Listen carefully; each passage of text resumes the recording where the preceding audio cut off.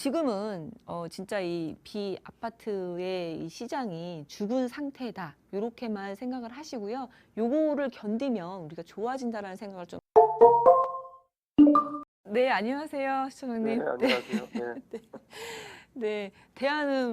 네, 대안을 이제 드리자면은 참고 견디셔야 된다. 뭐 이렇게 말씀을 드리고 싶습니다. 이게 네. 해외도 너무한 것 같습니다. 지금 그러니까 임대사업자라고 하셨으니까 아파트는 아닌 거잖아요. 네, 그죠? 그렇죠. 빌라 네, 3개 그럼 갖고 빌라인 있습니다. 거예요. 네. 네네. 네, 네, 그 네. 빌라 여러 개 갖고 계시다는데 빌라 중에서 재개발되는 거 있으시죠? 빌라 재개발되는 데 있어요. 한 군데 있어가지고 네, 요거 보고서 맞아요. 이제 버티고 네네네. 있는데 이렇게 너무 3-4개 정도 힘듭니다. 갖고 계신 분들이 보면은 하나 정도는 재개발에 선정되거나 아니면 움직임이 있거나 그래서 많은 차익을 누리신 거는 맞긴 맞는데 이제 팔 수는 없어요. 그죠? 우리가 임대, 그렇죠. 예, 그러니까 의무 기간이 있기 때문에 임대 의무 기간이 예전에 준공공일 때는 우리 9.13 대책, 9.13 대책 전에는 이제 8년이 있었는데 네. 아니죠. 9.14 대책도 이제 8년짜리가 있었는데 20년도에 7.10 대책 네. 때부터 이제 10년짜리 장기로, 10년 장기로 이제 바뀌었는데요. 맞습니다. 저도 하나였습니다. 이렇게 말하다 보면은 잠깐씩 헷갈려요. 우리 네. 임대사업자 사실은 너무 우여곡절이 많았어요. 그죠? 네, 그래서 맞습니다. 2017년도인 것 같아요. 2017년도 12월에 우리 그때 당시에 김영민 국토교통부 장관이 네, 직접 네, 이제 TV에 나와갖고 임대사업자 하세요. 예, 임대사업자 예. 하세요. 그러면서 임대사업자 하면은 이렇게 해주고 저렇게 해주고 이제 세제 혜택들이 이렇게 많습니다. 이렇게 얘기를 했어요. 근데 맞습니다. 그 예. 임대사업자를 하라고 했던 그 이유 중에 이유가 뭐냐면 이유 뭔지 기억나세요 혹시? 몇 가지 있었는데 네네네. 정확하게는 네, 그 이유가 그때 당시에 제가 요 숫자가 기억나거든요. 네. 79만 호. 예. 임대사업자가 이제 몇 명이고 임대 등록이 네. 되어 있는 게 이제 79만 호라는 거예요. 그런데 사실상 그때 자가 보유율이 59.9%였거든요. 우리나라가. 네. 그래서 나머지 40%는 내 집이 아닌 남의 집의 세입자로서 이제 거주를 해야 되는데 그 40%를 공공이 임대를 공급해주지 못하니까 나라에서 공급해주지 못하니까 예, 그 거의 대부분 이제 80% 정도는 민간에서 요 40%를 공급을 했단 말이에요. 그런데 요 민간들 보고 임대 사업자를 해 그러면은 여기에 이제 의무들 5% 임대료 상한이라든지 뭐 의무들이 있는 대신에 세제 혜택을 엄청나게 줄게. 그래서 그 엄청난 세제 혜택 중에 하나가 종부세 합산 배제도 있었고요. 요건이 되면 그리고 양도세 장기 보유 특별 공제라고 해서 이제 양도세를 거의 이제 깎아주는 그리고 이제 면제도 해주는 면제는 아니죠. 이제 0%로 해주는 그런 것도 있었는데요. 그랬던 것이 이제 갑자기 이제 돌변한 거예요. 그래서 맞습니다. 너무 네. 세제 혜택이 너무 없어요. 네, 2018년 9.13부터는 이제 종부세 요거 이제 없어졌고 네. 4년의 단기 임대도 이제 거의 혜택이 없어지면서 네. 2020년도 7.10 대책이었죠. 여기서는 급기야 아파트 임대사업자 아예 폐지, 4년 단기 임대사업자 그냥 폐지.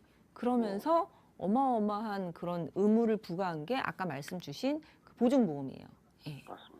그래서 보증보험을 꼭 들어야 된다라는 게 이제 의무 사항이 됐는데 이걸 어기게 되면은 거의 뭐 이제 범죄자가 될 수도 있는. 뭐 이거 3천만 원 벌금 내야 되고 네네네. 아주 뭐 이거 네. 과태료가 어마어마하고 그리고 처음에는 그 형사처벌도 받아서 이제 범죄자로 낙인 찍히는 것까지 이제 그런 얘기가 나왔는데 뭐 시행은 안 되긴 했는데 하여튼 그 정도로 이제 너무 많이 괴롭혔죠.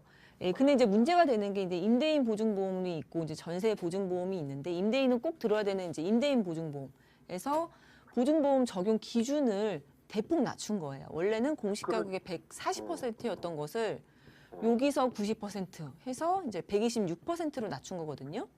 그러니까요.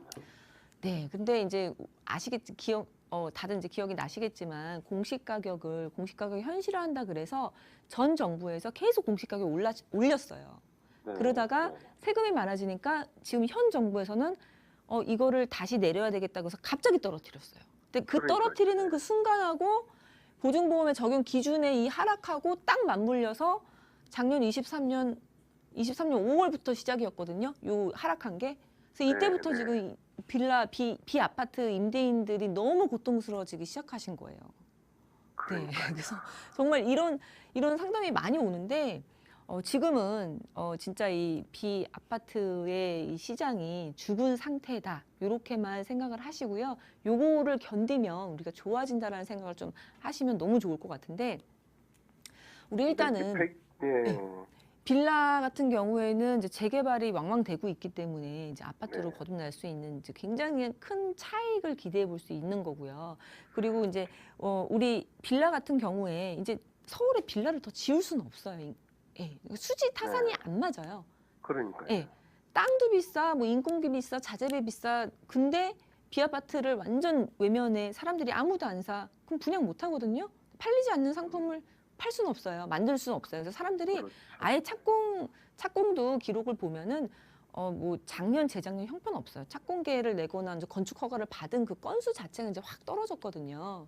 네. 그래서 이제 서울에는 거의 이제 신축은 없다.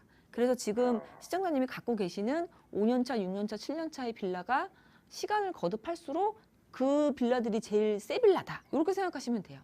그러면 우리가 그러니까요. 네, 예. 임대 시장에서 굉장히 큰 우위를 점유하고 있는 거거든요. 그러면은 네. 예, 잘 나갈 수밖에 없고 그리고 보증금이 좀 내려서 보증금을 내주느라고 지금 너무 힘드시겠지만 보증금 대비해서 또 월세를 조금씩 올리다 보면 이게 시간이 지나면 또 든든한 내 자산이 되거든요. 그래서 그런 측면에서 조금만 참고 견디시면 좋을 것 같고요. 그리고 지금은 11월부터 임대사업자 임대인 보증금이 이제 150%로 적용했는데 이것도 지금 126%로 적용한다라는 거죠. 그러니까요. 예, 근데 이것도 사실 이렇게 바뀌었듯이 다시 올라갈 수 있는 시기가 올 거예요. 그래서 집값을 이제 140%로 잡고 90%만 보증을 해준다라는 게 이제 기본 틀인데 예전처럼 90%가 아니라 140으로 갈 수도 있고요. 기준을 또 150으로 잡을 수도 있고 여러 가지 얘기들이 있는데 어찌됐든 간에 많은 분들이 이제 고통받는 만큼 좀 완화가 돼야 된다고 저도 생각이 들고요. 그런 쪽으로 나아가지 않을까 싶어요. 예, 그리고 네, 그런 만큼 정부에서 우리가 월세를 또 받으면 되니까 그런 측면에서 네. 조금만 참고 견디시면 좋을 것 같다. 네, 비아파트의 미래는 지금보다 더 나빠질 수는 없다. 그냥 이렇게 생각하시고 조금만 기다려주시면 좋을 것 같습니다. 네. 알겠습니다. 그래도 네. 뭐 희망을 좀 주셔가지고 네. 버텨보겠습니다. 예. 네. 알겠습니다. 감사합니다. 네.